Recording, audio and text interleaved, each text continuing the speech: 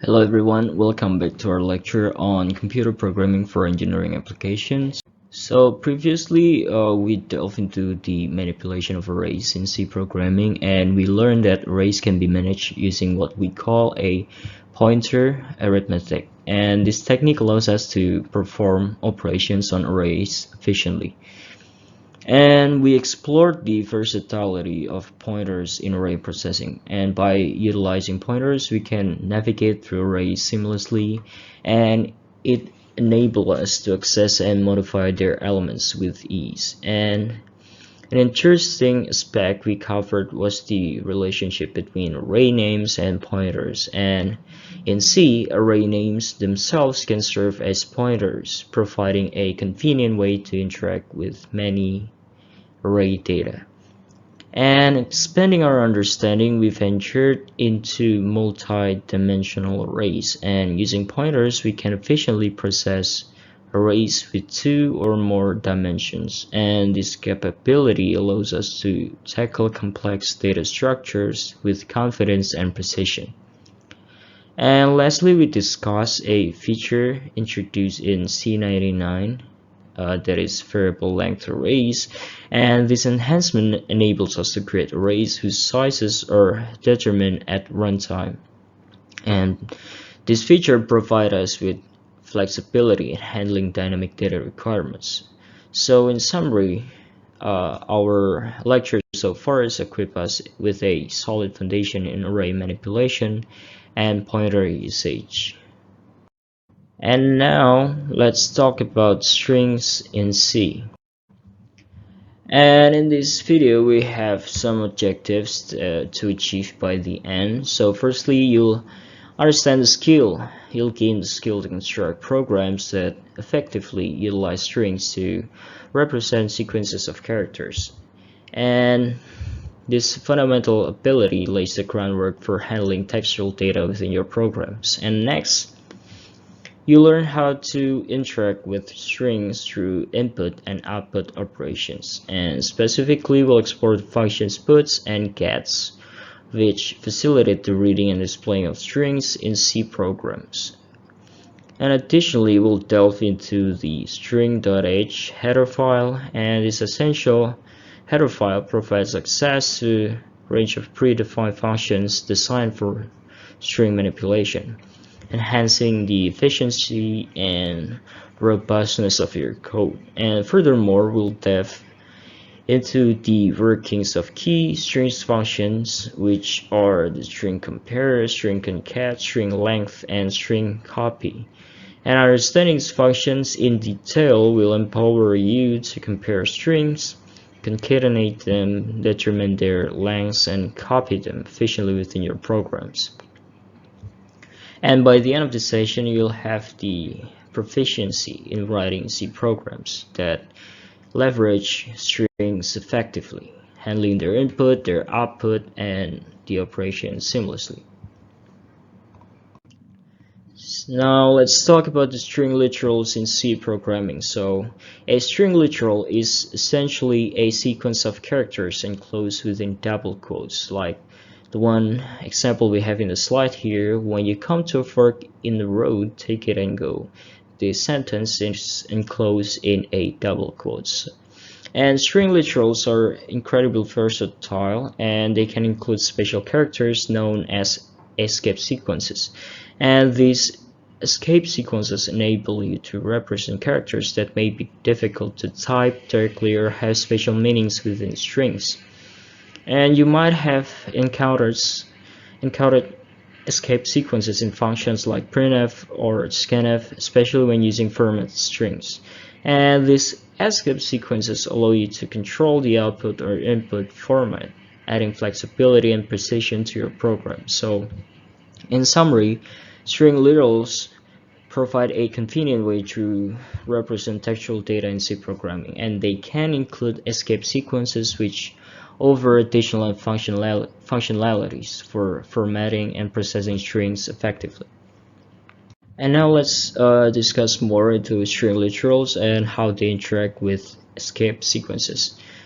Here in the slide we have the example the n the slice n quick, slice n brown, slice n fox, slice n, and each /n character within the string serves as an escape sequence, and when encountered, /n instructs the program to move the cursor to the beginning of the next line before continuing to display the characters. So when we output the string in the slide here, this string will look like the one in the bottom of the slide.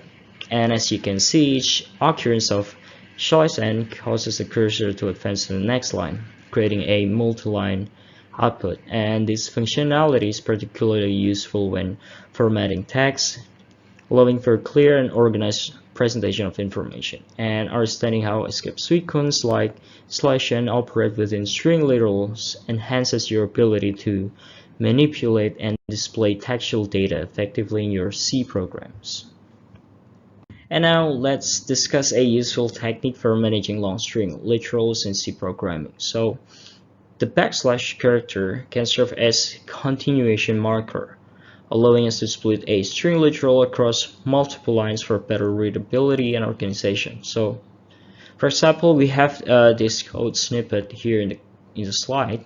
This line of code, the / is used to continue the string literal from one line to the next, and this means that the compiler treats the string as if it were written on a single line, despite it spanning multiple physical lines in the source code.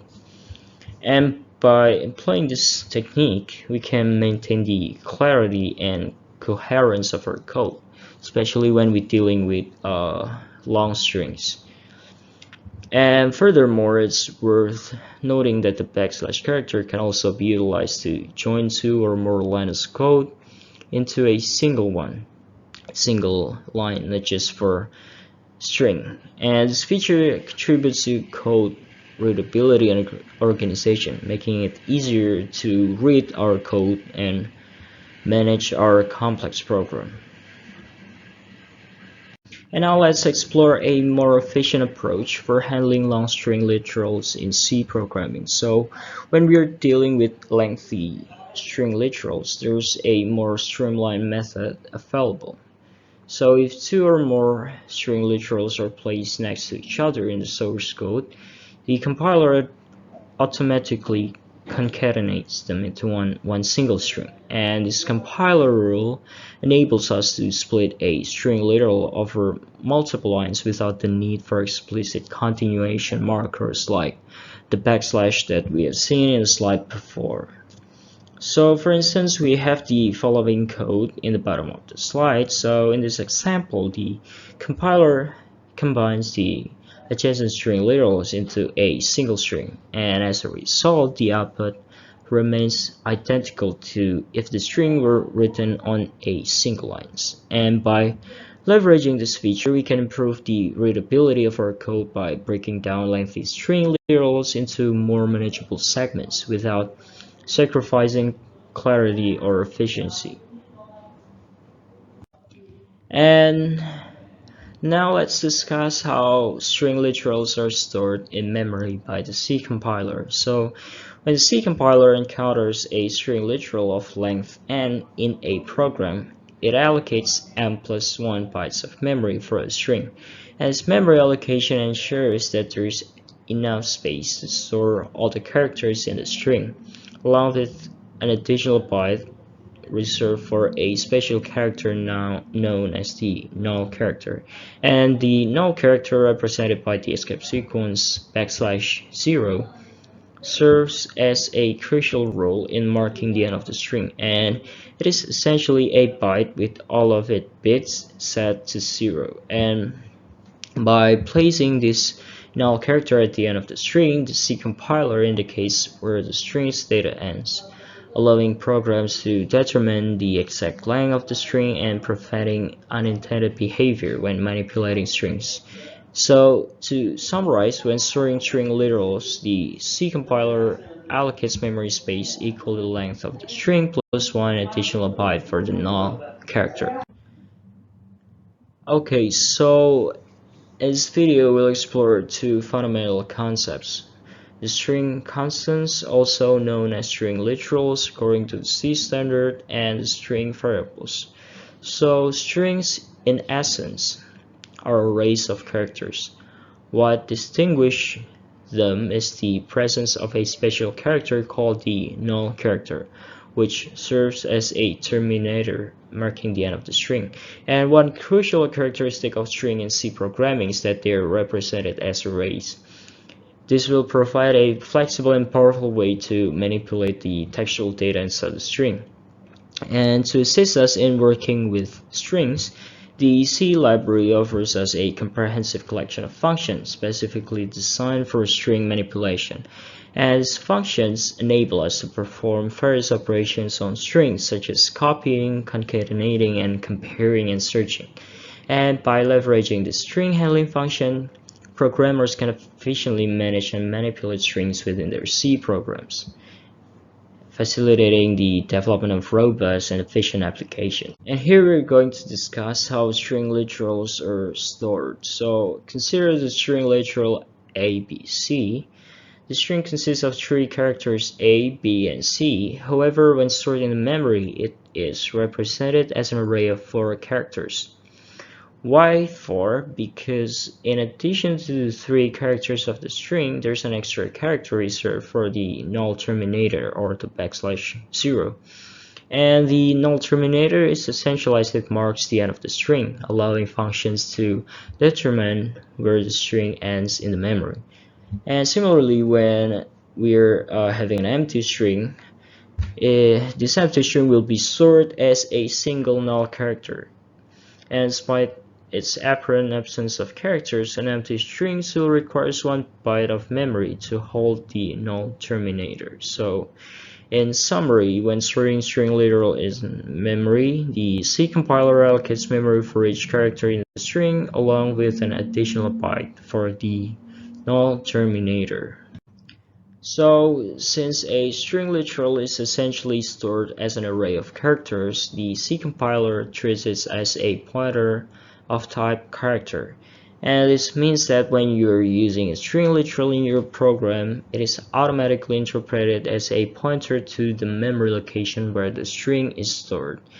And when you pass a string literal to functions like the printf or scanf, both of which expect a value of type character pointer as their first argument, and the compiler automatically passes the address of the first character of the string literal. So here in this call in the bottom of our slide, the compiler interprets ABC as a pointer to the memory location where the character A is stored, and it then passes this memory address to the printf function. And this behavior is important to understand when working with string literals and functions that expect pointers to string as arguments. And by treating string literals as pointers, the C compiler simplifies the process of working with string in C programs. And now let's discuss how we can manipulate string literals in C programming. So in C, we can use a string literal wherever the language allows a character pointer. And this means that we can assign a string literal to a pointer variable of type character pointer. So for example, here in this slide, in this code, we declare a pointer variable p of type char, and then we assign the string literal abc to the pointer variable p. And this assignment effectively makes the pointer p point to the memory location where the first character of the string literal abc is stored. And by assigning a string literal to a pointer variable in this way, we can manipulate and access the characters of the string using pointer arithmetic or by dereferencing the pointer. And now one operation we can perform when manipulating the string literals is subscripting, which involves accessing the individual characters within a string literal using an array notation. So in this code snippet on the top of our slide, We assign the value of the character at index 1 in the string literal ABC to the variable ch. And since string indexing starts from 0, the character index 1 is B. Therefore, after this operation, the variable ch will hold the value B. And subscripting allows us to access specific characters within string literals, enabling us to manipulate and extract information from them as needed.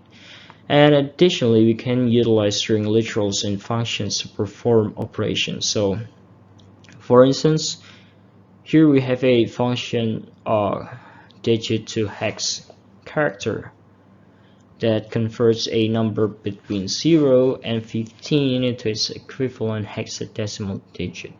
So this function, the string literal 0, 1, 2, 3, 4, 5, 6, 7, 8, 9, A, B, C, D, F, represents the hexadecimal digits from 0 to F, and by subscripting the string with the input digit, we can retrieve the corresponding hexadecimal character and return it from the function. And now let's discuss the important aspect of operations on string literals, particularly the consequences of attempting to modify them. So in C programming, attempting to modify a string literals leads to undefined behavior. Here in the example we have in the slide, we declare a pointer variable p and initialize it with the address of string literal abc. And then we attempt to modify the content of the string literal by assigning the character d to the dereference pointer p. However, this operation is incorrect and leads to undefined behavior because when modifying a string literal, directly is not permitted in C, and the consequences of attempting to do so can be unpredictable. So when a program that tries to change a string literal, they may crash or behave erratically, and this is because the string literals are often stored in read-only memory, and attempting to modify them violates this read-only property. And now let's see the distinction between the string literals and character constants in C programming. So a string literal that contains a single character is not equivalent to a character constant. For example, consider the string literal A. In C, this is represented as a pointer to the memory location where the character A is stored. On the other hand, a character constant like A is represented by an integer value corresponding to the ASCII or the Unicode value of the character.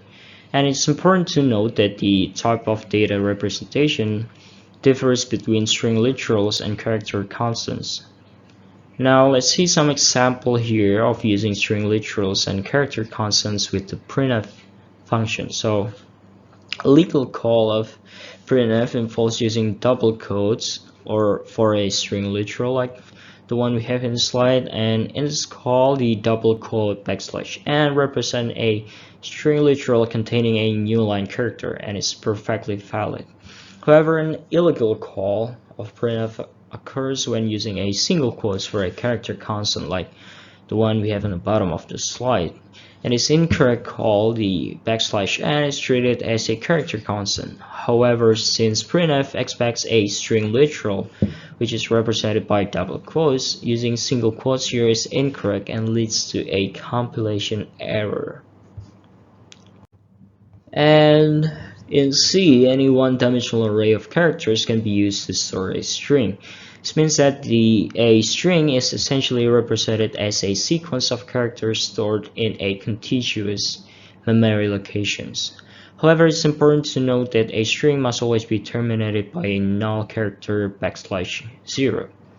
This null character marks the end of the string and ensures that string handling functions can properly identify where the string ends. And while using the arrays of characters to represent string is a common approach in C programming, it comes with its own set of challenges. First, can sometimes be difficult to determine whether an array of characters is being used as a string or not, and this ambiguity can lead to confusion and potential errors in our code. And the second one, string handling function must handle the null character carefully to ensure proper functionality, and mishandling the null character can result in incorrect string manipulation and unexpected behavior. And the third one, finding the length of the string requires searching for a null character within the array, and this process can be computationally inefficient, especially for large strings, as it involves traversing the entire array until the null character is encountered. But despite these difficulties, using arrays of characters as a string variables remains a fundamental approach in C programming for storing and manipulating textual data. Now, when we declare a string variable that needs to hold a specific number of characters, such as 80 characters, it's essential to allocate memory for the null terminator as well.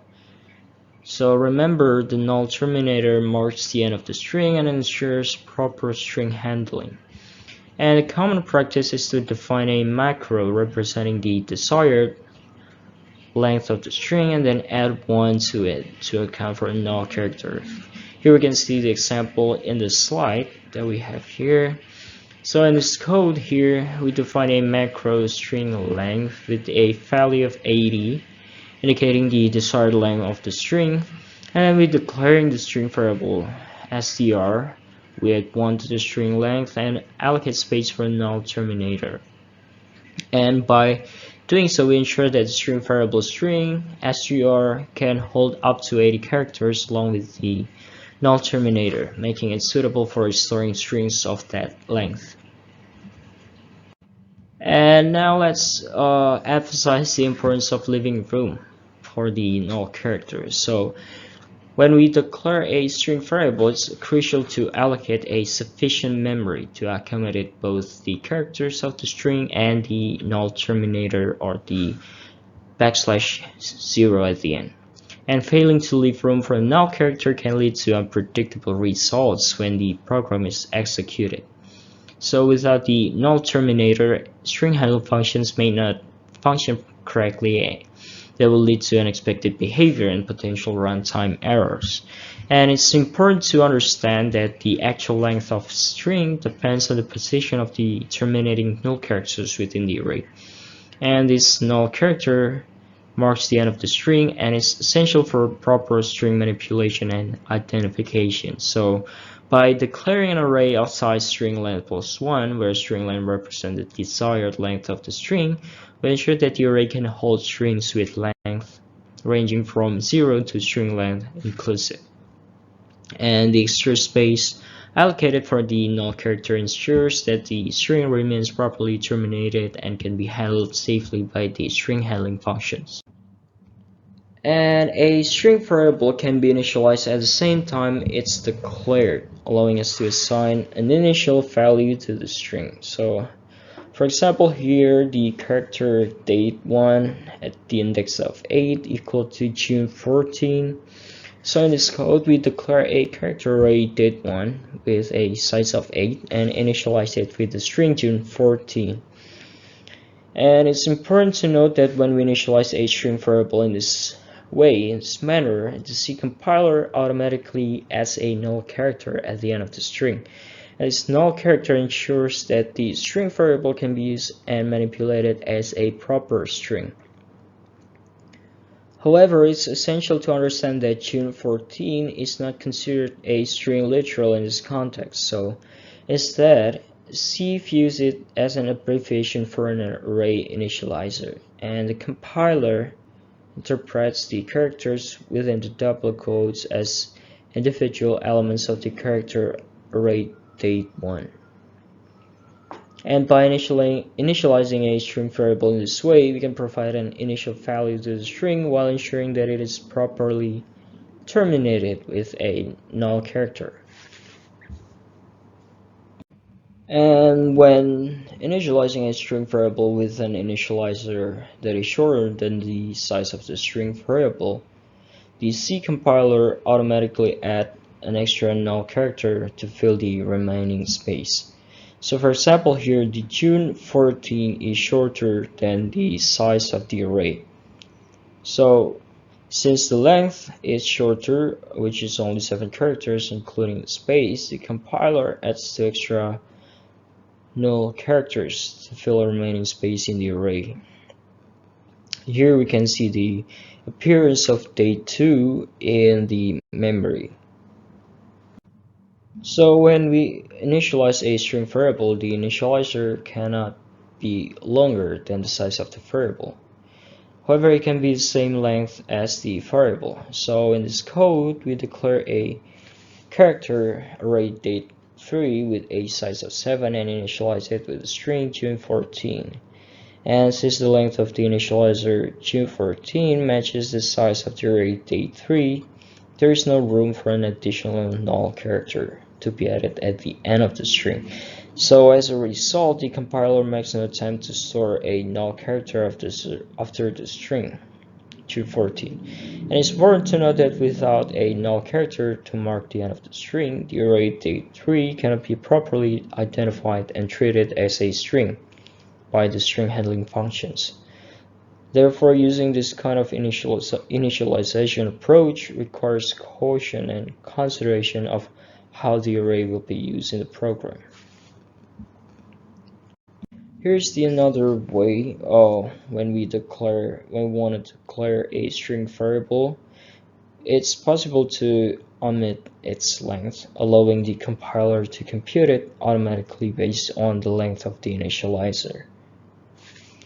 So in this code, in this slide, we declare a character array date4 without specifying its length, and instead we initialize it with the string June 14, and when the length of the string variable is omitted, the compiler calculates the size of the array based on the length of the initializer. And in this case, the compiler sets aside 8 characters for date4, which is enough to store the characters in June 14 plus a null character to mark the end of the string. And omitting the length of a string variables can be particularly useful when the initializer is long, as manually computing the length can be error-prone. And by letting the compiler determine the size of the array automatically, we can avoid potential mistakes and ensure that the array is correctly sized to accommodate the initializer. And this approach will simplify our process of declaring string variables and helps improve our code readability and maintainability. So here, let's explore the differences between character arrays versus character pointers in C programming. So here in the declaration character date equal to June 14 and the character pointer date June 14, the first declaration declares date to be an array of characters, and the array date is created with enough space to store the string June 14 along with the null characters. And on the other hand, the similar looking declaration character pointer date June 14 declares date to be a pointer to a character. Here, the date holds the memory address of the first character of the string June 14. And despite the difference in declaration syntax, both date and date pointer can be used interchangeably as strings in C programming. This is because of the close relationship between arrays and pointers in C. So in C, arrays are often treated as pointer to the first elements, and when we access the elements of an array, we can use pointer notation and vice versa. So both versions of the declaration can be used to represent and manipulate strings in C programming. And although both versions of the declaration that we have in the previous slide seem similar, there are important distinctions between them. So in the array version of character date without the pointer, the character stored in date can be modified. This is because state is treated as an array, and arrays in C allow for direct modification of their elements. However, in the pointer version of the character date, the date points to a string literal which should not be modified, and string literals are typically stored in a read-only memory, and attempting to modify them can lead to undefined behavior. And another difference lies in how date is interpreted. So in the array version, date is an array name, representing a fixed size chunk of memory containing the string. But in contrast, in the pointer version, date is a variable that holds a memory address, and it can point to other string if reassigned. And understanding these differences is crucial for writing correct and maintainable C code. And depending on the requirements of your programs, you must choose between using the character arrays or the character pointers.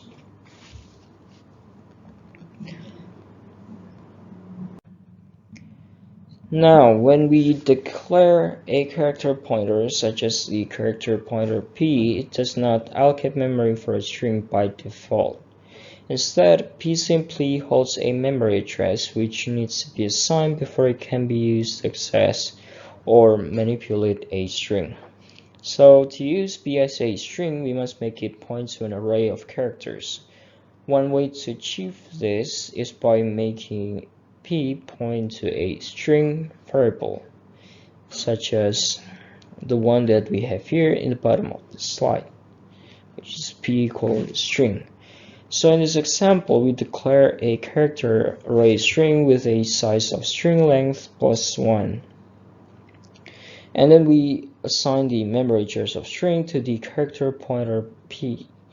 And now p points to the array string, allowing us to treat p as a string and manipulate its contents.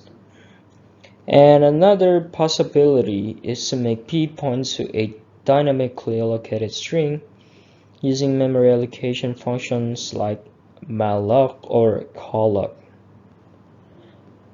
And this allows us to allocate memory for the string at runtime, enabling flexibility in handling strings or of varying lengths.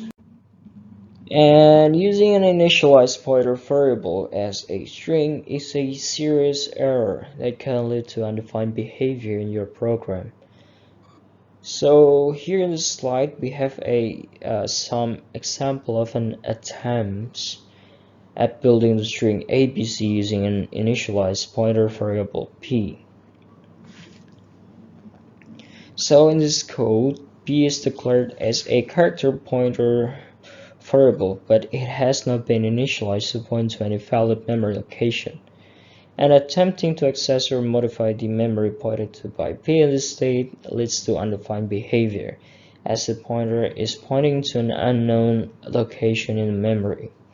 And at each assignment, which is p at the index of I, attempts to write a character to memory that p points to. But since p hasn't been initialized, we cannot guarantee the safety or validity of the memory being accessed.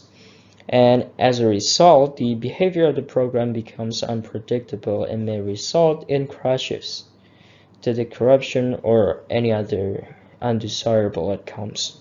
And to avoid such issues, it's essential to always initialize pointer variable before using them to represent strings or perform any other operations that involve memory access. And the initialization ensures that the pointer points to a valid memory location, allowing safe manipulation of data and preventing undefined behavior. And writing a string to the console output is straightforward and can be accomplished using either the printf function or the puts function. And both of these functions allows us to display strings to the screen. However, reading a string from a user input can be more challenging, especially when the input may be longer than the string variable allocated to store it. And to read a string in a single step, we have a couple of options. One approach is to use the scanf function, which allows us to read input from the user and store it in a specified variable. And another option is the gets function, which reads a line of text from the start input, which is usually the keyboard, and stores in the provided buffer. And alternatively, we can read string character by character, and this involves using a function like getchar to read each individual character from the input stream and then manually assembling them into a string. And each of the approach to reading string has its own advantages and limitation. Using scanf and gets can be convenient for reading entire lines of input at once, but they may not be handle input validation or buffer overflow situation well. And reading character by character provides more control over input processing, but it can be more complex and less efficient for larger inputs. And by understanding these methods, we can choose the most appropriate approach for any specific requirements. Now, to output a string using printf, we utilize the S or the %s conversion specification, and this allows printf to write the contents of a string variable to the standard output.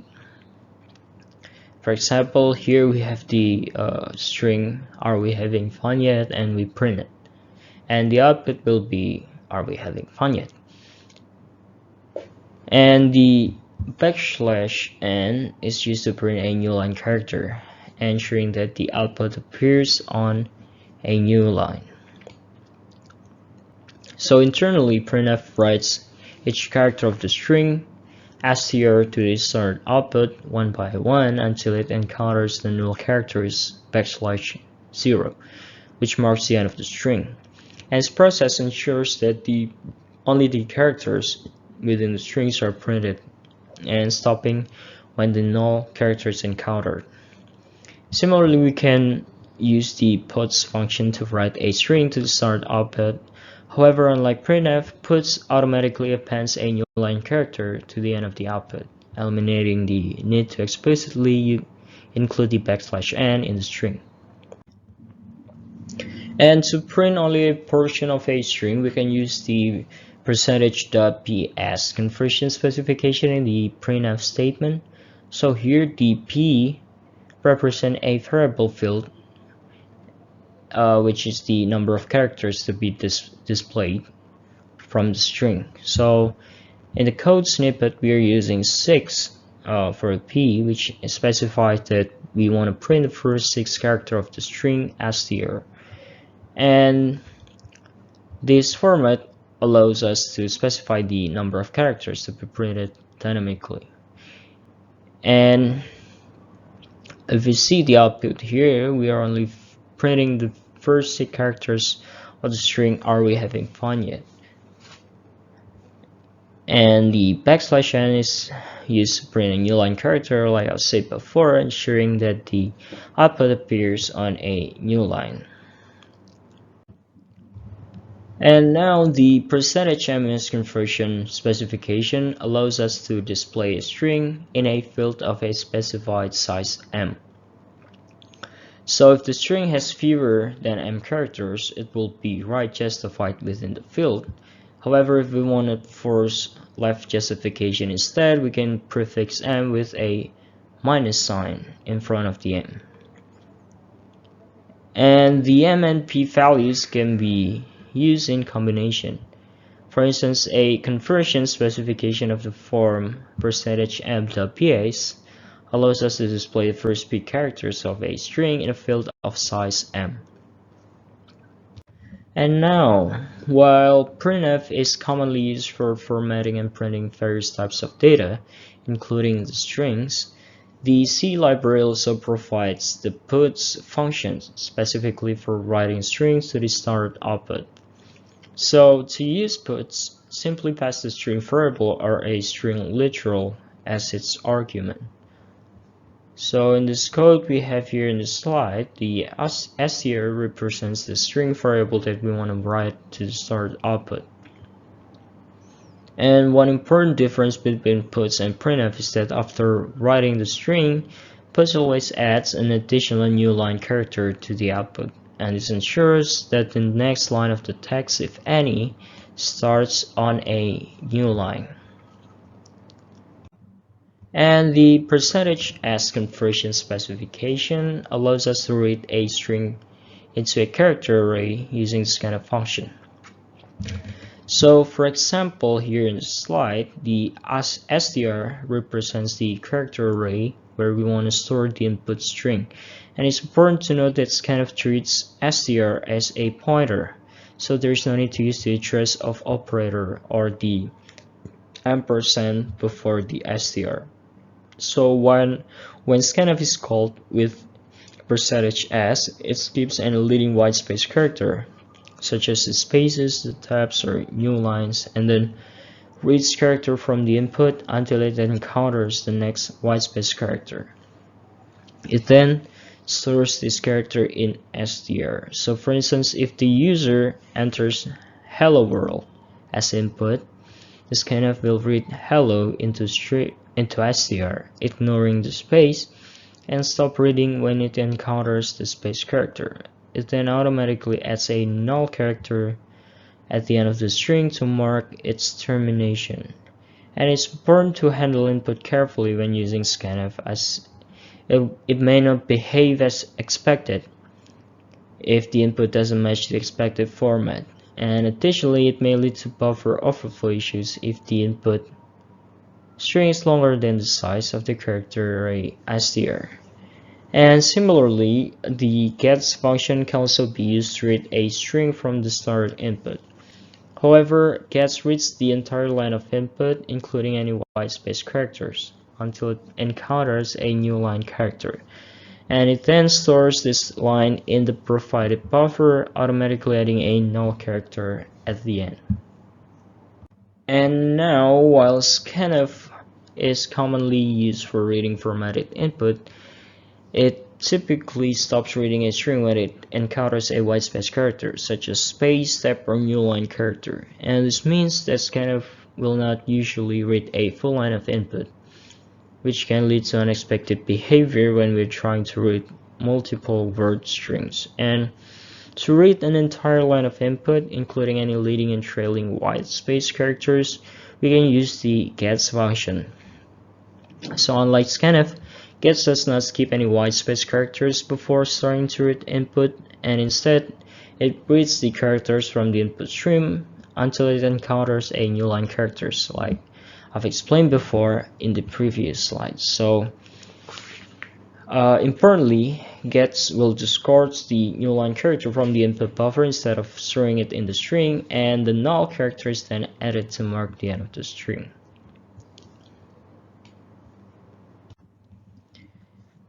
And let's examine a program fragment that demonstrates how to read string using the scanf function in C. So in this program, in this snippet here we have in the slide, we first declare a character array called sentence, which has enough space to store sentence length or sen characters plus one additional character for the null terminator. And next we use the printf to display a prompt message asking the user to enter a sentence. And then we use the scanf function with the sFormat specifier to read a string from the started input and store it in the sentence array. And now let's suppose that after the prompt enter a sentence, the user enters something like to see or not to see. That is the question. So in this scenario, the scanf will stop reading input as soon as it encounters the first whitespace character, which in this case is a space character after the first two. And therefore, the scanf will only store the string to to in the sentence array. And this behavior of scanf can be problematic when we're trying to read a multiple word word strings, as it only reads a single word at a time. And when we want to read an entire line of input including spaces, we should use the fgets or gets function instead of scanf. Now let's analyze how the behavior changes when we replace scanf with the gets function for reading strings in C. So in our previous slide, we have replaced the scanf function with gets to read the input string. And now suppose the user enters the same input as before. So when we are using gets instead of scanf, it reads the characters from the start input until it encounters a new line character. So unlike scanf, the gets does not stop reading input when it encounters whitespace character like spaces. Therefore, when the user enters the input mentioned above, gets will store the entire line, including spaces and special characters, in sentence array, and the resulting string stored in the sentence will be the full sentence, which is the 2C or not 2C, that is the question. And using gets will allows us to read entire lines of inputs including spaces and special characters, making it suitable for reading multiple word strings or sentences. However, it's essential to note that gets does not perform any bounds checking, which can lead to buffer overflow vulnerabilities if the input exceeds the size of the sentence array. And to mitigate this risk, it's recommended to use safer alternatives like the fgets, which allows us to specify the maximum number of characters to read. And when we're using scanf or gets to read characters into an array, this function do not have a mechanism to detect when the array is full. So consequently, they may continue storing characters beyond the boundaries of the array, leading to undefined behavior. This undefined behavior can cause program crashes, unexpected output, or even security vulnerabilities. And to mitigate this risk, scanf can be made safer by using the %ns conversion specification instead of %s only, where n is an integer indicating the maximum number of characters to be stored in the array. And by specifying the maximum length of the input string, we can prevent scanf from overflowing the buffer. However, it's essential to note that gets is inherently unsafe and should be avoided in favor of safer alternatives, like I've said before. So one such alternative is the fgets function, which can provides a more secure way to read string from the start input. This is because the fgets allows us to specify the maximum number of characters to read and automatically appends a null terminator to the string, ensuring that the buffer is not overflowed. And when programmers encounters limitation or safety concerns with standard input functions like scanf and gets, they often opt to write their own input function tailored to their specific requirements. However, designing custom input function requires careful consideration of various factors to ensure that they behave as intended and address potential issues effectively. So here in the slide we can see three example of issues that we can consider, that we can take into account when designing a custom input function. So first one is skipping white space. So one important decision is whether the function should skip white space characters such as the spaces, steps, and new lines before beginning to store the string.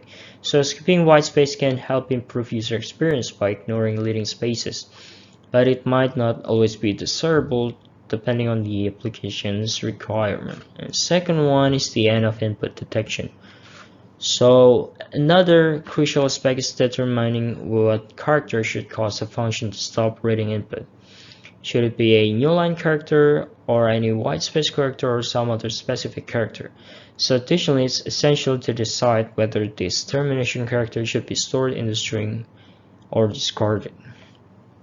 And the third one is the function must also address scenarios where the input string is longer than the storage buffer allocated for it. So in such cases, programmer needs to decide whether to discard the extra characters or truncate the input string to fit the buffer size, or leave the extra characters for the next input operation. And this decision depends on factors like application requirements, data integrity, and error handling strategies. And to meet the specific requirements for reading string character by character in C, programmers often create custom functions tailored to their needs.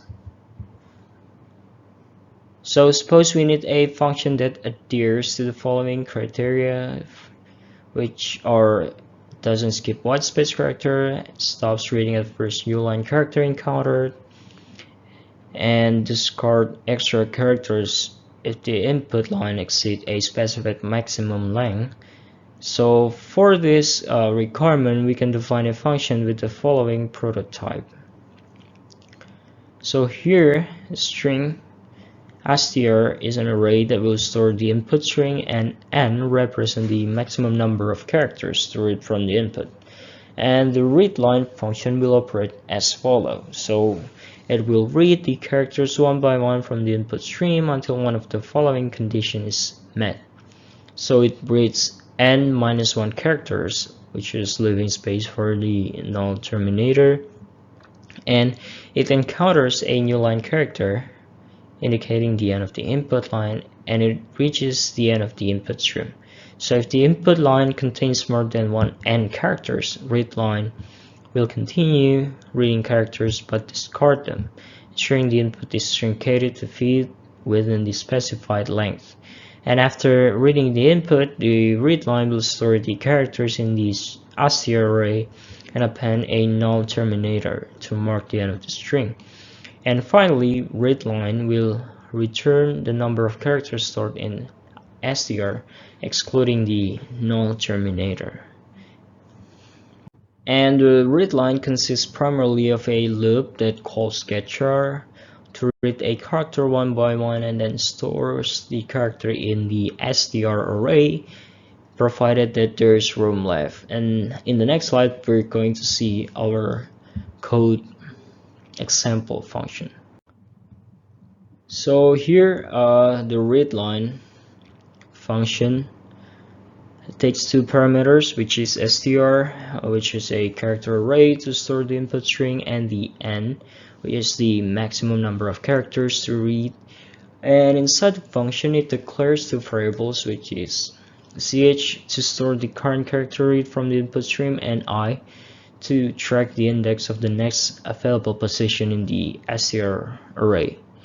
And the function enters a while loop that continues until a new line character is encountered in the input stream. And within the loop, the getChar function is called to read characters one by one from the input stream, and each character read is assigned to the variable ch. And once the loop,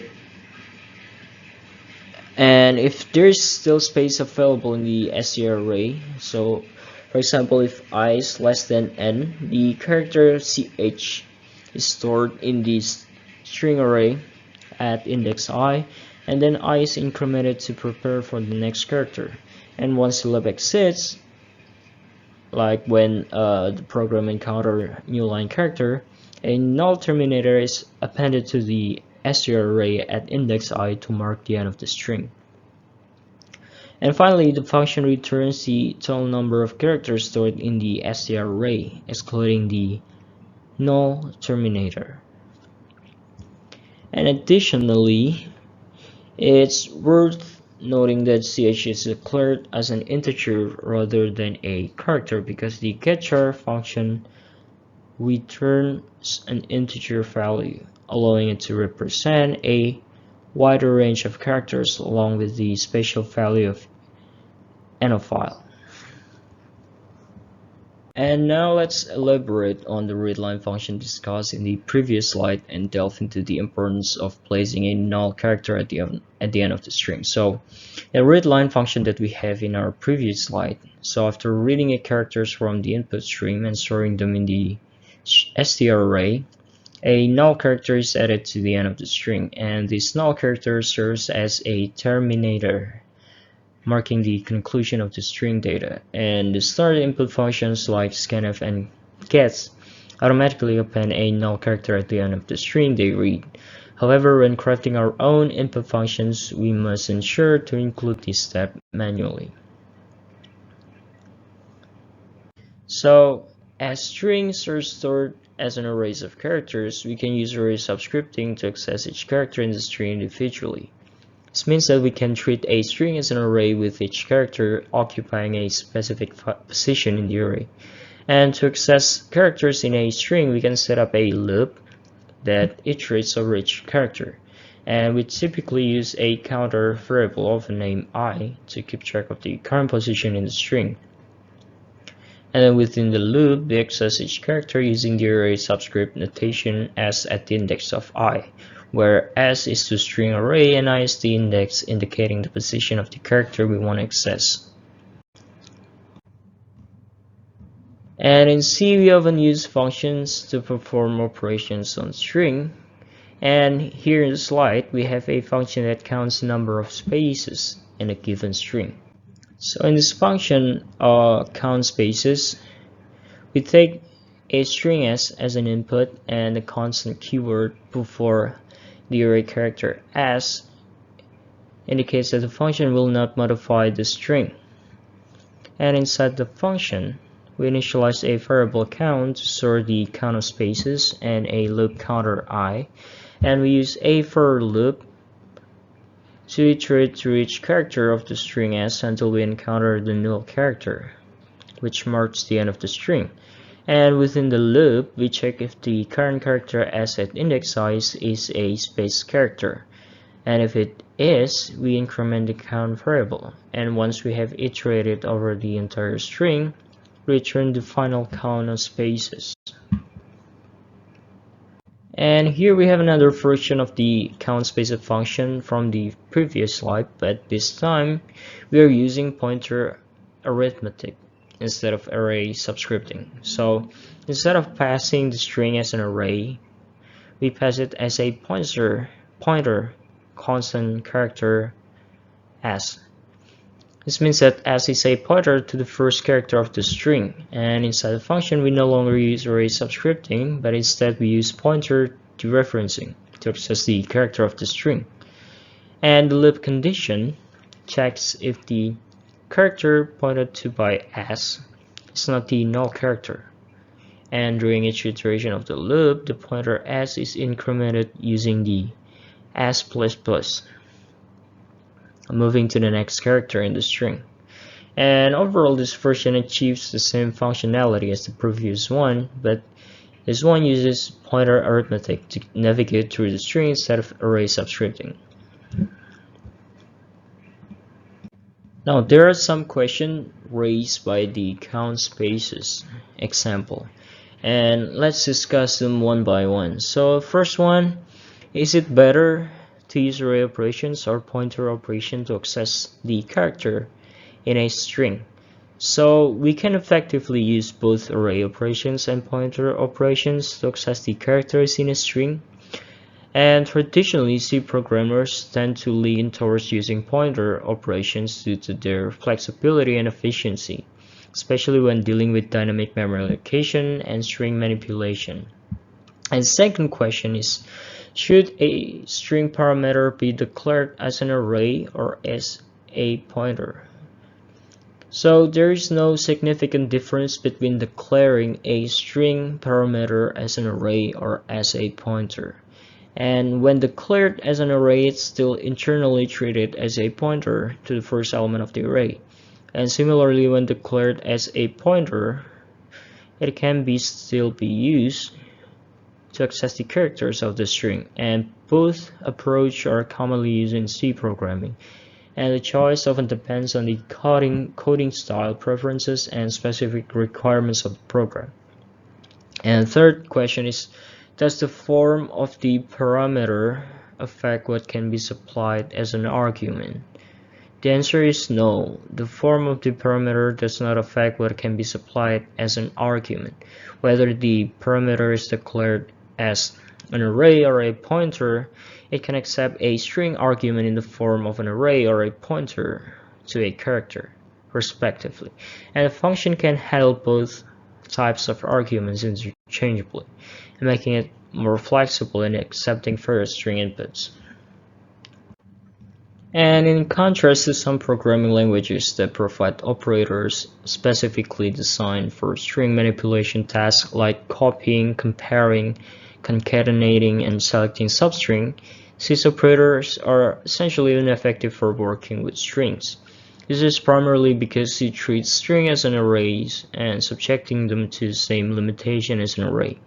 And since strings are treated as an array in C, they inherit the restriction associated with arrays, and consequently operators in C cannot be used to perform common string operations such as copying or comparing string. So instead, programmer needs to utilize function provided by the C string library to accomplish this task efficiently and reliably. A C string library offers a variety of functions tailored for string manipulation, including function for copying strings, comparing string, or concatenating strings, and selecting substring, and many more. And by leveraging this function, the programmers can effectively work with strings in C and overcome the limitation imposed by the language's operator. So here we can see the direct attempts to copy or compare strings without using a string library. So in this context, the assignment operator is not performing an assignment. Instead, it's initializing the character array str1 with the string abc.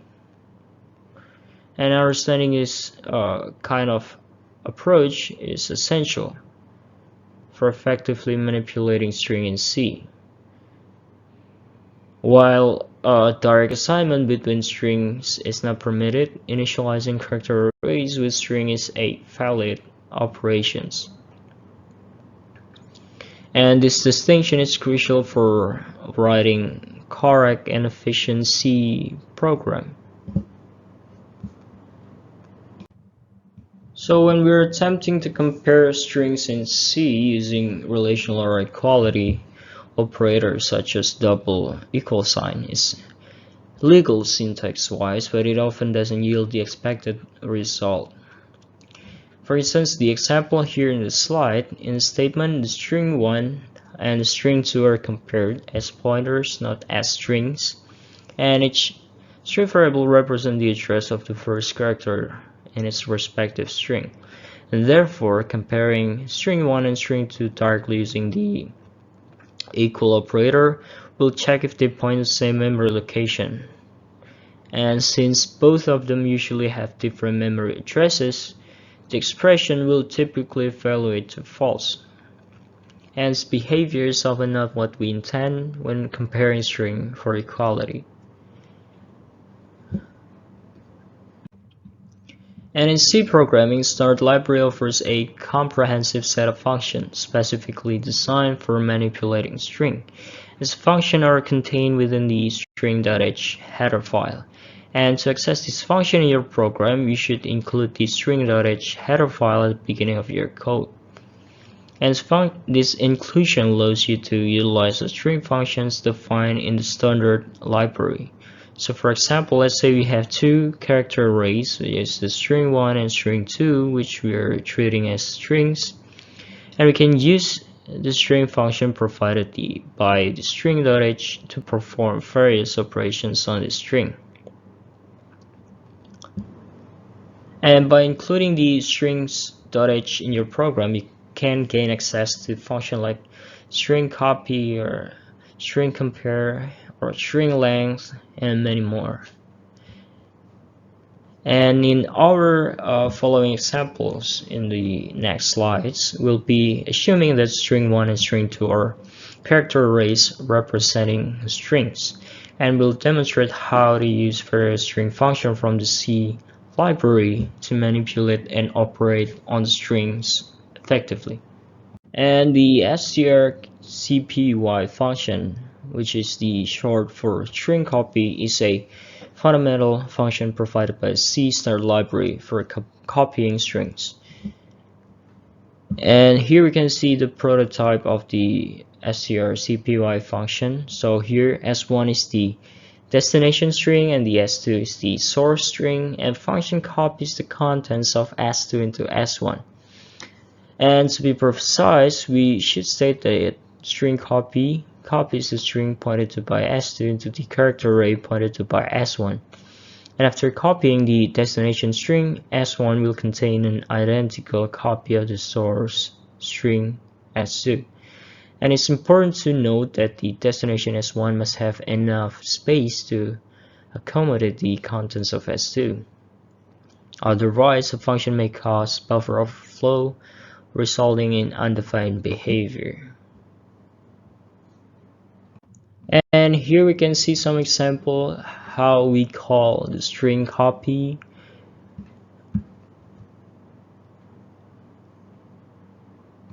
And when using the string copy function in C, it's crucial to ensure that the destination string has enough space, like I've said before.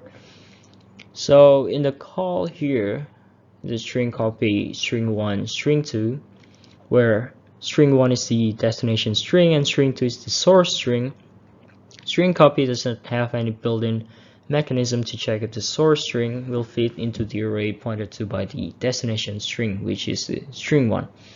So if the destination string does not have sufficient space to hold the contents of the source string, it leads to what is known as an undefined behavior. This means that the outcome of the program becomes unpredictable, and it could cause the program to crash, produce erroneous results, or behave unexpectedly.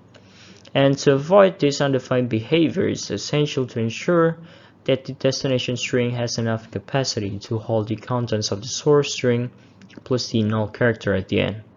And this ensures that the copying operation is performed safely and reliably. And here we can call str and cpy instead of strcpy to copy a string into another string, and this approach provides a safer alternative compared to strcpy, but with slightly lower performance. So unlike the string copy, the regular string copy, the str and cpy includes a third argument that specifies the maximum number of characters to copy from the source string to the destination string.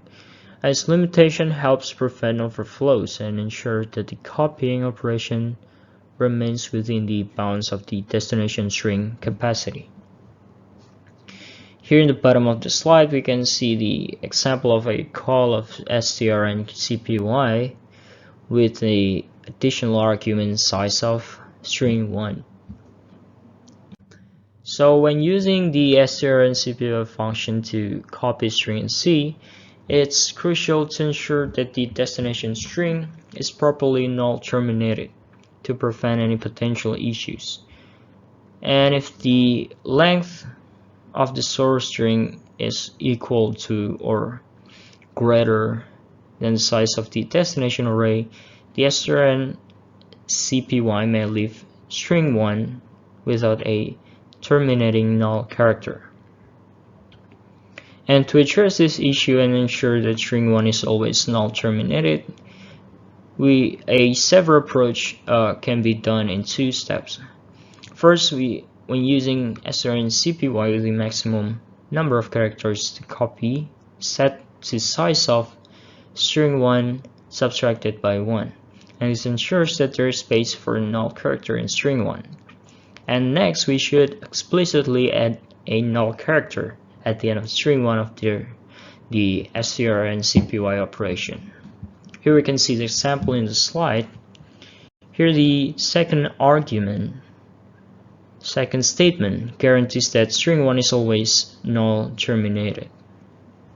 So the string length function in C used to determine the length of the string, which is the number of characters in the string, excluding the null terminator. Here we can see the prototype here in the slide. So the string length, or the strlen, takes a pointer to a constant character as its argument, and this pointer points to the beginning of the string whose length we want to determine.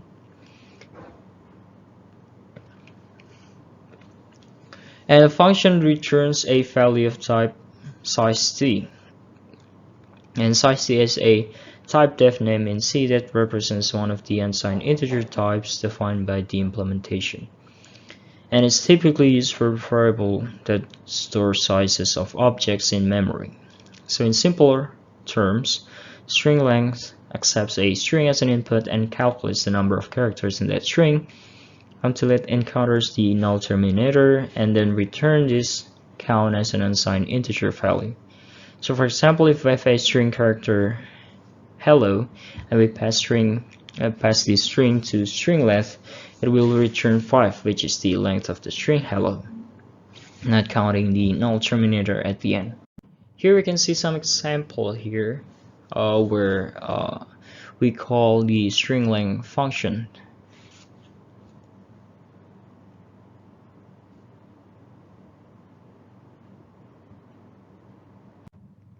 And next we have the string concat function, which have this prototype here in the slide.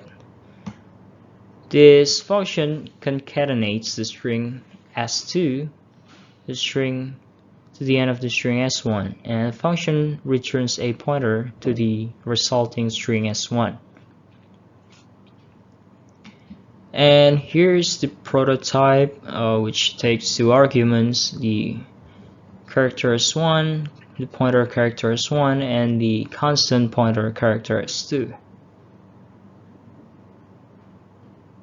And here also we can see the examples of the call in the bottom of the slides. So just like the string copy, the value returned by the string concatenation is normally discarded because we are directly modifying the initial string. And here on the bottom of the slide we can see the example here. And the string concatenate function in C can lead to undefined behavior if the destination array or the str1 is not large enough to accommodate the concatenated string, just like the string copy. And just like string copy, we have to ensure the destination array has sufficient space to accommodate the concatenated string. And just like string copy, we have the alternative version, which is the strncat function. It's safer but slower version of the regular string concat. And like string copy, we have a third argument that limits the number of characters that it can copy.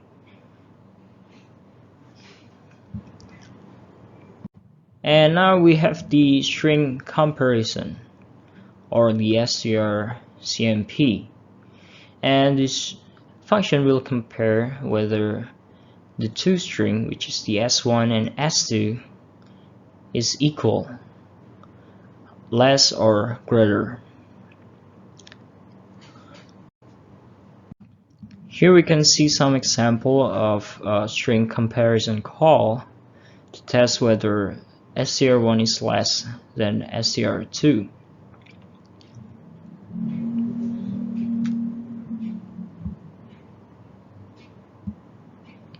And we can also use other operator to test any possible relationship between the string 1 and string 2.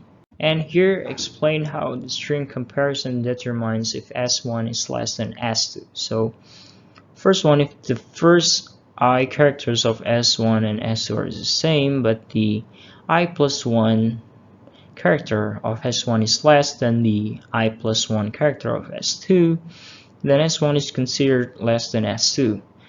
And in simpler terms, if there's a point where the character differ and the character in S1 at that position is less than the corresponding character in S2, S1 is deemed to come before S2.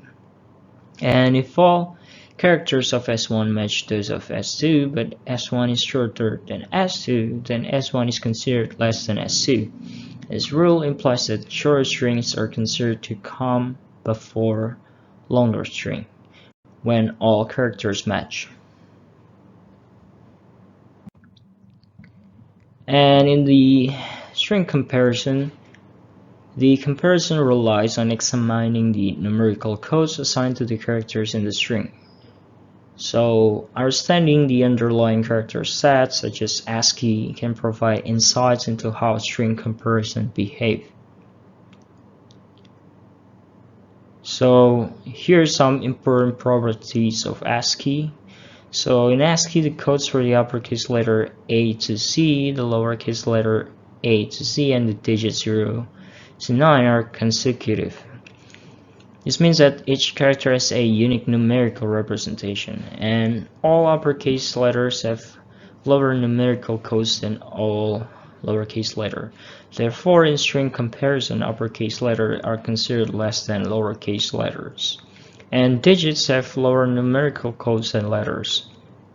Thus, when comparing string, digits are considered less than letters, and in ASCII, spaces, also known as white spaces, have lower numerical codes than all printing characters. Therefore, spaces are considered less than any printable characters.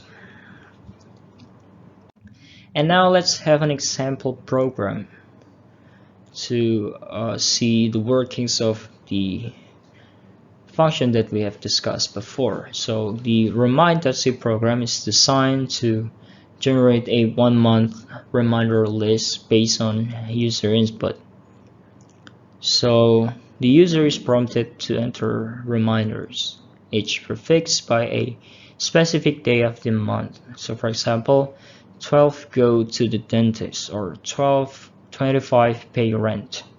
And program stores these reminders in the memory, associating each reminder with each corresponding day. And if the user enters 0 instead of a valid day, the program sorts and prints all reminders entered so far, displaying them in a chronological order.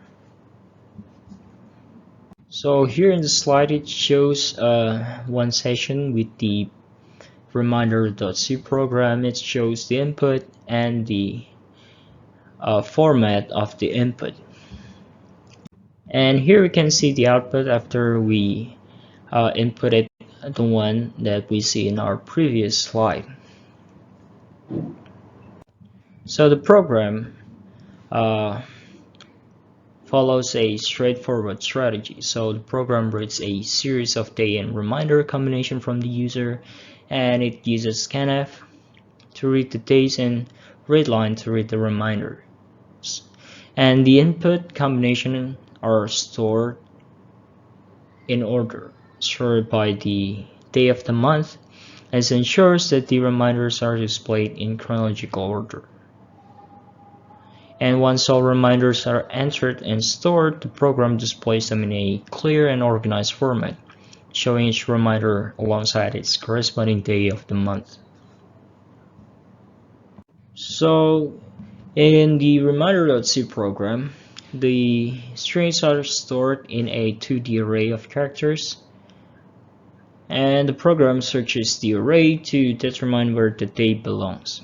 So it uses string compare to compare the days in the array with the new day being entered. So once the appropriate position for a new day is found, the program uses string copy to move all string below that point down one position in the array. This ensures that the array remains sorted by day. And the program then copies the new day into the array and calls string cat to append the reminder to the corresponding day, and it completes the process of adding a new reminder to the list. So there is one complication in our program on how to justify the days in a 2-character field. So one of the solutions is to use scanf to read the day into an integer variable and then call sprintf to convert the day back into string form. So sprintf is similar to printf except that it's write the output into a string. So here the call in the bottom of the slides here writes the value of day into the day string. And to prevent buffer overflow, we use this following call of scanf to ensure that the user doesn't enter more than 2 digits. So here's the code of our program. So first, the necessary header files, which are the start input output header and the string header, are included. And then we have some preprocessor directives, which is the max remind 50 and message length 60. And these directives define the maximum number of reminders and the maximum length of each reminder message. And next function prototype for readline is declared, and this function is responsible for reading a line of input from the user. And then in the main function, variables are declared. Reminders is a 2D array to store reminders, and the day string and the message string are strings to store the day and the reminder message. And the day stores the input day value. I and j are loop counters, and num remind keeps track of the number of reminders entered. And then the program enters an infinite loop. So inside the loop, the program prompts the user to enter a day and a number.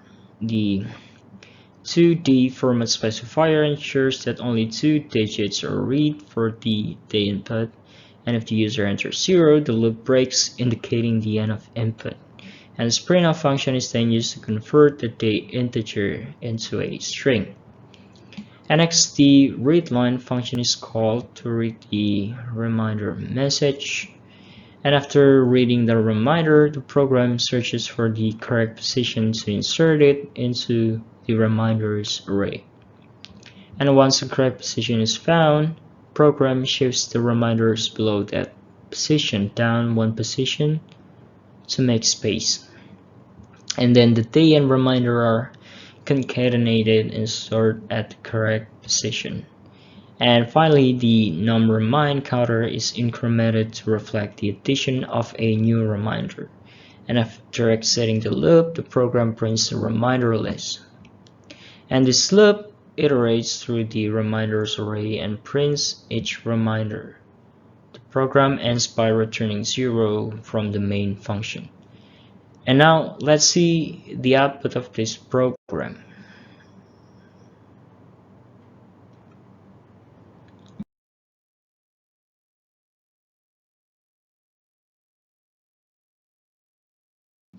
So there are many pattern or style that we could use to implement a function that manipulates strings, and we'll explore some of the most famous this pattern or style that we call idioms by using them to write the string length and string cat functions.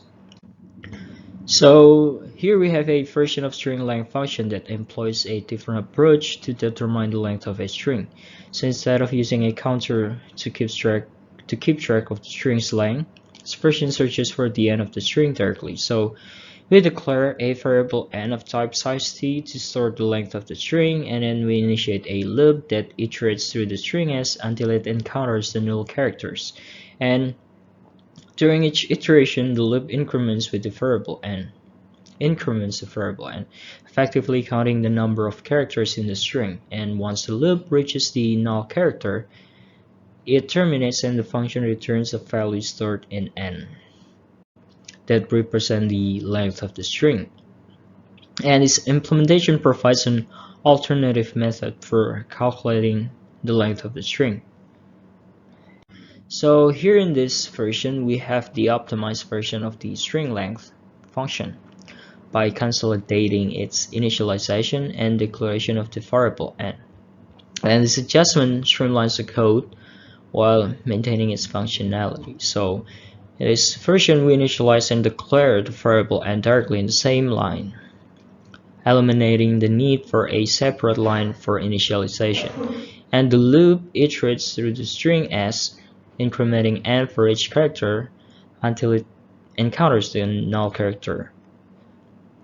And once the loop completes, the function returns a value of n. And by using this approach, we enhance the readability and compactness of the string length function without compromising its efficiency or functionality. Now, the condition that pointer s not equal to \0 is the same as pointer s not equal to 0, which in turn is the same as the pointer s. So we can simplify the conditional in this function into the one in the slide by removing the not equal to \0. So in this version, we use the simplified condition, which only pointer s in the loop, which checks if the current character pointed to by s is not null. And the loop will iterate through the string s, incrementing n for each character until it reaches the null character. And once the loop completes, it's just do the same. The function returns a value of n representing the length of the string. Now in this new version, the loop's condition pointer s incremented combines selection, which it first evaluates the value of pointer s, which is the character pointed to by s, and then increment s to point to the next character in the string. And the loop continues until it encounters the null character \0, at which point pointer s evaluates to false. And inside the loop, n is incremented for each character encountered like the usual. And here we can simplify it more by replacing the for statement using while, because we only have one conditional.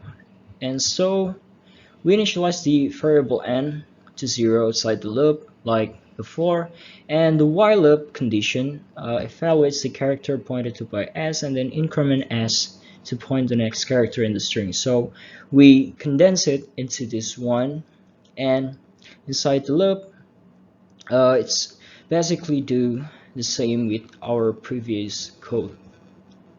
And now in this version, we try to make this code run faster in some compilers. So we start by declaring a pointer p, which replace our previous n and initialize it with the same value as s.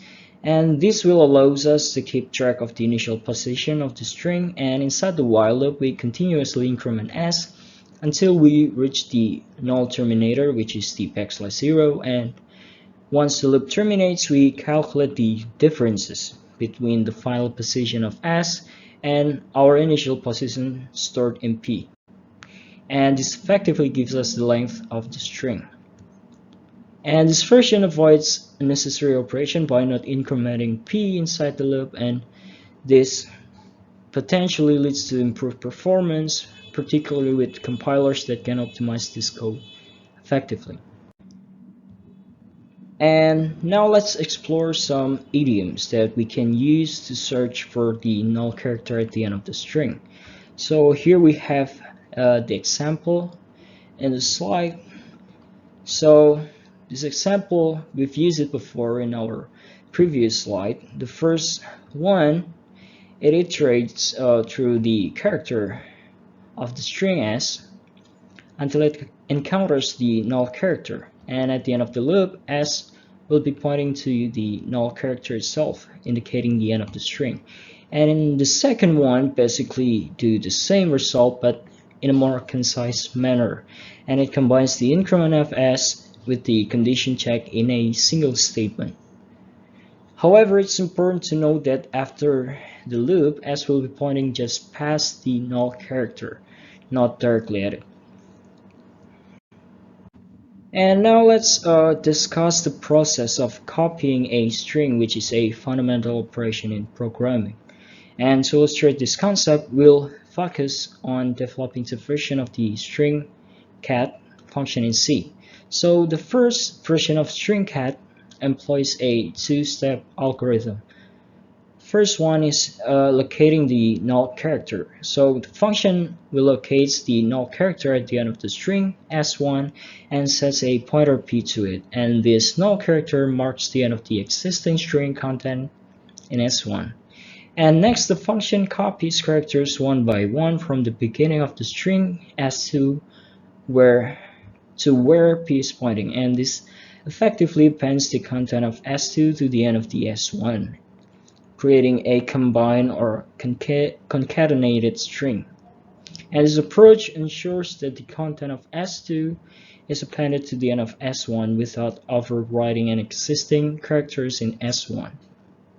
And it also maintains the null termination of the resulting string. So here's the implementation of the code that we've talked in the previous slide. So it starts by initializing a pointer p to point to the beginning of the string s1, and this pointer will be used to traverse s1 and append the content of s2.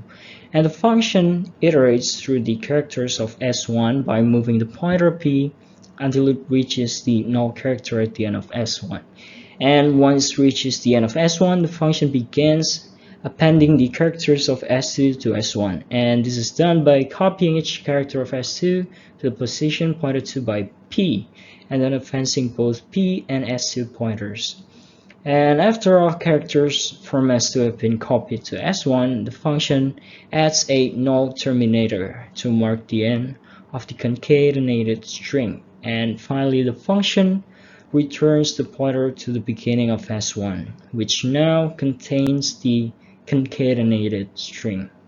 And in the string cat function we just discussed, the pointer p is initially set to point to the first character in the s1 string, and this allows the function to start traversing s1 from its beginning and then append the characters of s2 to it. And the first while statement is responsible for locating the null character at the end of s1 and then making the pointer p point to it. And this is achieved by iterating through the character of s1 until we find the null character in the string that indicate the end of the string. And in the end of the string cat function, the second while statement is responsible for copying characters from s2 where p points and then incrementing both p and s2 to move to the next character in each string. For instance, let us assume that s2 initially points to the string def, and during the first iteration of the loop, it copies the character d from s2 to where p points in s1. And then it increments both p and s2 to move the next character. This process continues until the null character or the \0 is encountered in s2. And the loop will terminate when s2 points to the null character, indicating the end of the string to be concatenated. And this loop ensures that all characters from the s2 string are copied to the end of the s1 string. And once the loop is completed and all characters from s2 are copied to s1, a null character is placed where p is pointing. And this null character marks the end of our concatenated string. And after completing these steps, the string cat function returns, indicating that the concatenation process is finished. And here we have the condensed version of the string cat function that we have optimized by eliminating the explicit check for the null character in the first while loop, and instead we directly increment the pointer p until it reaches the null character at the end of the s1 string. And once p points to the null character at the end of s1, the second while loop begins, and here we use a single expression, the pointer p incremented equal to pointer s2 incremented, to copy characters from s2 string to the end of the s1 string, while simultaneously advancing both p and s2 pointers. And the loop continues until it encounters the null character at the end of the S2 string, which terminates the copying process. And finally, the function returns a pointer to the beginning of the concatenated string S1. So the core of our optimized string cat function lies in the string copy idiom. Now let's break down the expression here that we have in our slide.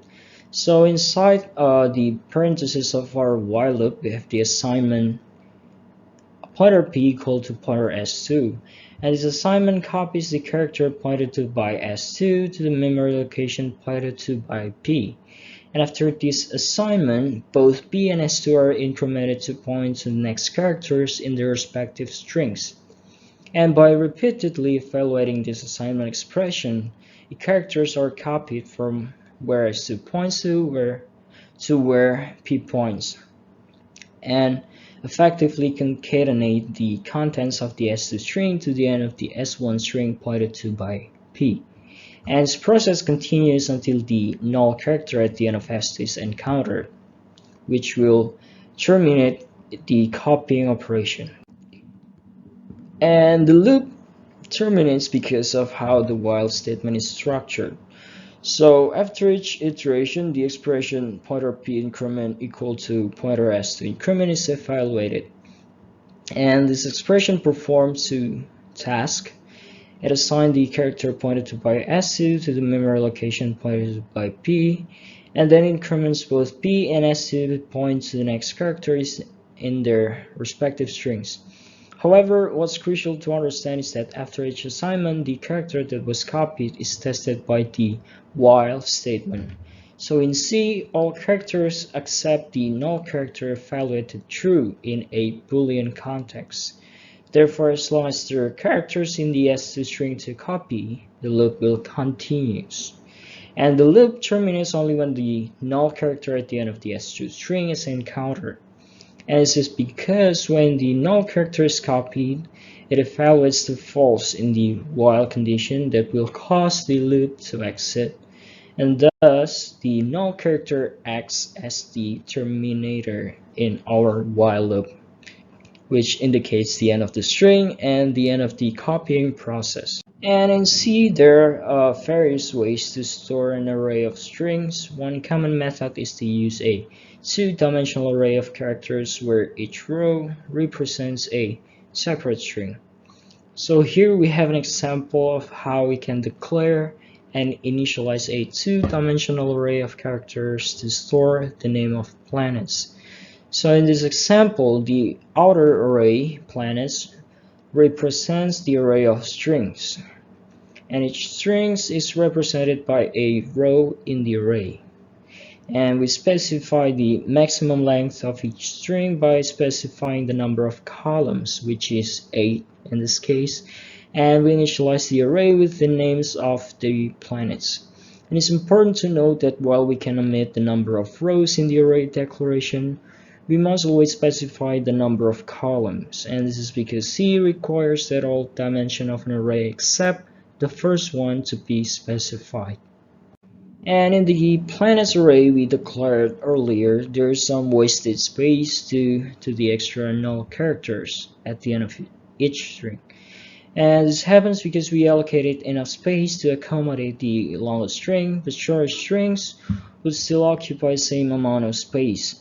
For example, if Mercury is 7 characters long, but we allocated space for 8 characters, the last character will be a null character. And similarly, if Venus is 5 characters long, it will also occupy characters of space with 3 null characters at the end, and this will result in a wasted memory, especially if most strings are shorter than the allocated space. And in a situation where memory efficiency is crucial, this approach may not be ideal, and we'll explore alternative methods to store arrays of strings that minimize this wastage. So in many cases, collection of string consists of a mix of both long and short strings, and to efficiently store such collections, we need a data structure that can handle strings of varying lengths. And one way to achieve this in C is by using a rect array, where each row can have a different length. So in C we can simulate a rect array by creating an array of pointers to strings, and each element in this array points to a separate string, allowing for flexibility in string length. And now let's take a look here at the bottom of the slide. We have some example. So in this planets array, each element is a pointer to a string. And this approach will allow us to efficiently manage memory by allocating only the necessary space for each string, minimizing the wastage and optimizing memory usage. So the adjustment we made to the representation of the planets array has a significant impact on its storage structure. So instead of using a two-dimensional array where each row has a fixed length, we now utilize an array of pointers to strings. And in our previous approach with a two-dimensional array, there was a considerable amount of wasted space due to the presence of extra null character to ensure fixed lengths. However, by switching to an array of pointers to string, we eliminate this wastage, and each element in the array now points directly to the start of each string, allowing for a variable string length without any unnecessary padding. And this change not only reduces memory wastage but also improves the overall efficiency of string storage, especially when dealing with collection of string with varying lengths. So accessing individual planet names from the planets array is really straightforward. We can simply use an array subscripting to retrieve the desired string, and similarly accessing characters within a planet name follows the same principle as accessing elements of a two-dimensional arrays. And for instance, we want to find all planet names that begin with the letter M. We can iterate through the planets array using a loop, and inside the loop we check the first character of each planet name, which here in the bottom of the slide, planets at index I, index 0 matches M.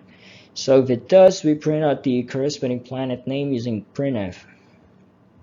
We can see the example of implementation here in the bottom of the slide, and this loop will iterate through each planet name in the planets array and print out the names that begin with the letter M. And when executing a program, we often need to provide additional information to it.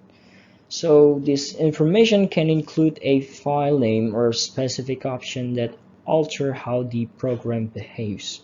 So in C, these additional inputs are referred to as command line arguments. So for instance, consider the ls command in Unix or Linux.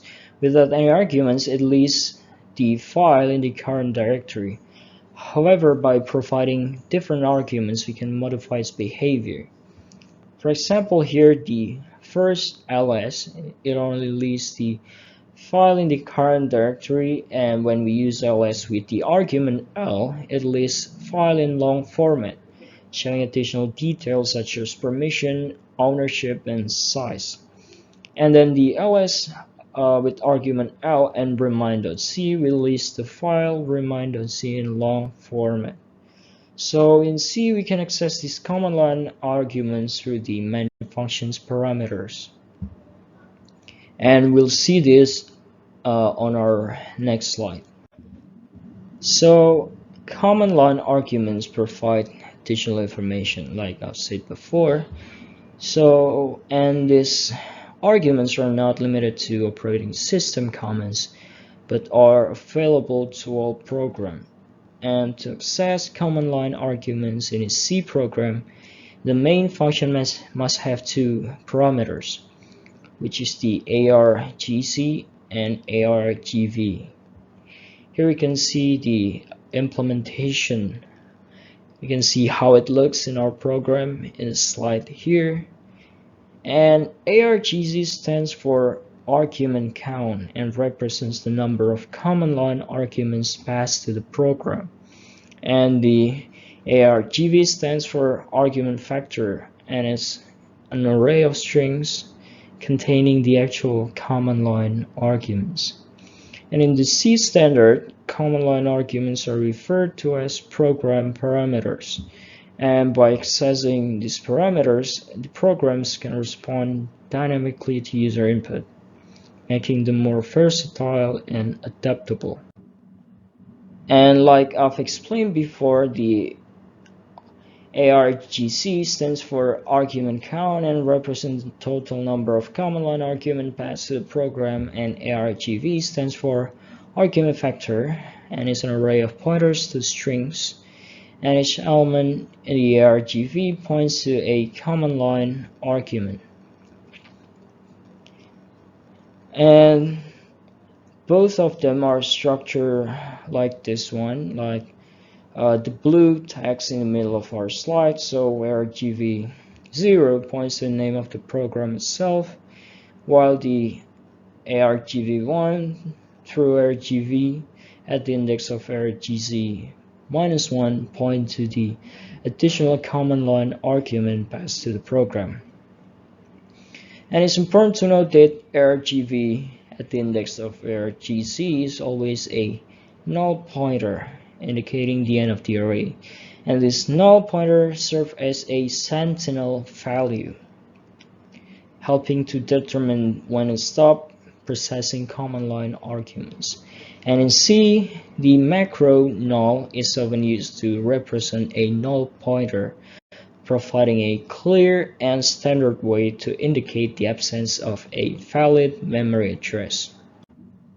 So when a user enters a command line such as lsl remind.c, the argument count variable will hold the value 3, indicating that there are 3 command line arguments passed to the program. And the RGV array, which stores pointers to these arguments as strings, will appear like the one we have in the slide here. So ARGV at the index of 0 points to the name of the program itself, which is ls, and the ARGV1 points to the first argument, which is the L, and ARGV2 points to the second argument, which is remind.c.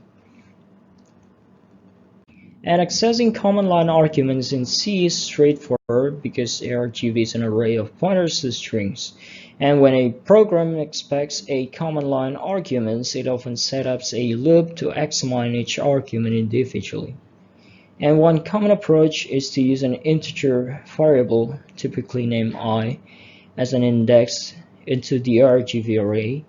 And these loops start from index 1 as ARGV at the index of 0 contains the program name, not an argument, and it continues until I reaches the value of ARGC, which represents the total number of command line arguments. And here at the bottom of the slide we have an example of such loop, and in this loop ARGV at the index of I represents each command line argument, and printf prints its arguments on a new line. Another technique to access command line arguments is by setting up a pointer to ARGV1, the first command line argument, and then you can increment this pointer repeatedly until it points to null, which indicates the end of the argument list. And here's the example of the implementation of such approach. And in this loop, P is initially set to point to the address of the first command line argument, and the loop continues as long as pointer P is not null, which indicates that there are more arguments to process. And within the loop, pointer P represents each individual command line argument, which is then printed using printf. And now we have a program called planet.c that gives example on how to utilize command line arguments in a C program, and its purpose is to verify whether a series of strings provided as command line arguments correspond to the names of planets, and the strings are typically specified directly when running the program from the command line, like the one we have here in the bottom of the slide. So that is example: Jupiter, Venus, Earth, and Fred are the string passed as a command line arguments to the program planet.c. And this program will indicate whether each string is a planet name, and if it is, it will display the planet's number that we have defined before in the program.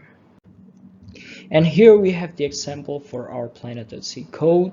So first we declare a standard library that we have here, standard input output, and then the string library, and then we have the non-planets macro to declare the number of planets that we have. And then in the main function here we have the argument count and argument factor to be used as the parameter. And then we also have the character pointer planets here that store the name of the planets. And then we also have the integer ing to be used for the index in our loop here. So first, the program will loop through each command line argument, and for each command line argument it will loop through each planet name and compare the command line argument with each planet name here in the if statement here. And if a match is found, it will print the planet name and its number here. However, when no match is found, it will print that the string is not a planet. Now let's try to run our program. Here we put Jupiter as an argument, and here we can see the output. Now I think that's all I have for today's material. So string in C represent sequences of characters, allowing manipulation and processing of textual data, and the strings are enclosed within the double quotation marks, and this signifies the beginning and the end of a string literal, and strings are terminated with the null character or the \0, which marks the end of the string, and the puts function is used to output strings to the standard output, while gets is used to read string from the standard input.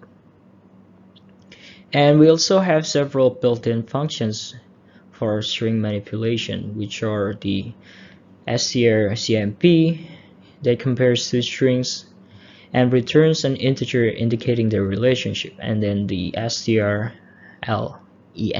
calculates the length of a string including the null terminator, and then we have the strcat that concatenates or appends one string to the end of another.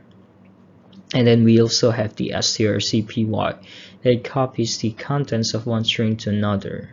So in summary, strings are fundamental data types in C, allowing programmers to work with textual data efficiently. Yeah, I think that's all I have, and I hope you have a great journey learning the C programming language. And if you have any question, please just reach out to me or Pavira, and I'll get back to you. See you.